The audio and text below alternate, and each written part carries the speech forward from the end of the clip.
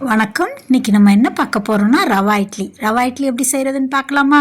அதுக்கு ஒரு கடாயில் 2 ஸ்பூன் எண்ணெய் ஊற்றி கடுகு, உளுந்தம்பருப்பு, கடலைப்பருப்பு போட்டு தாளிச்சுக்கலாம்.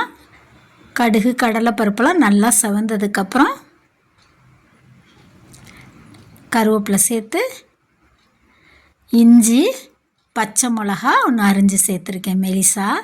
எல்லாம் நல்லா வதக்கிட்டு ஒரு பெரிய வெங்காயத்தை பொடிசாக அரிஞ்சு சேர்த்துருக்கேன். ஒரு கேரட்டு மீடியம் சைஸ் கேரட்டை துருவி சேர்த்துருக்கேன். எல்லாம் நல்லா வதக்கிக்கலாம். வதக்கிட்டு ஒரு 150 கிராம் ரவை எடுத்திருக்கேன். அந்த ரவையும் கொட்டி நல்லா வறுத்துக்கலாம். ரவை கருப்பாயிராக்கூடாது, நல்லா வறுபடணும். அந்தளவுக்கு வறுத்துக்கலாம். சிம்மில் வச்சு வறுத்துக்கணும். அப்போ தான் கலர் மாறாமல் இருக்கும்.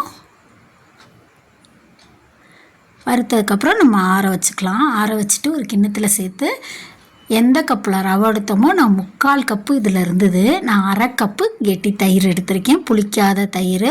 அந்த தயிர் சேர்த்துட்டு கொஞ்சமாக தண்ணி சேர்த்து நல்லா கிண்டி விட்டு வச்சுருங்க. நல்லா ஊறட்டும். ஒரு 10 நிமிஷத்துக்கு ஊற வச்சிடலாம். மூடி போட்டு மூடி வச்சிடலாம். இப்போ 10 நிமிஷம் கழித்து கொஞ்சம் கொத்தமல்லி சேர்த்துக்கலாம். உப்பு இதுக்கு தேவையான அளவு உப்பு சேர்த்துக்கலாம். கொஞ்சமாக சோடா மாவு கொஞ்சம் ஒரு பிஞ்ச் சேர்த்து நல்லா கலக்கி விட்டுக்கலாம். ரொம்ப கெட்டியாக இருக்குது, அதனால் கொஞ்சமாக தண்ணி சேர்த்துக்கிறேன். தண்ணி சேர்த்து நல்லா இந்த பதத்துக்கு நம்ம கலக்கிக்கலாம். கலக்கிட்டு இப்போ இட்லி தட்டில் எண்ணெயோ நெய்யோ தடவி ஊற்றிக்கலாம். எல்லாமாவும் எனக்கு இதுக்கு 16 இட்லி கிடச்சிச்சு. 12 இட்லி கொஞ்சம் மீடியம் சைஸாக, ஒரு 4 இட்லி மட்டும் கொஞ்சம் சின்ன சின்னதாக.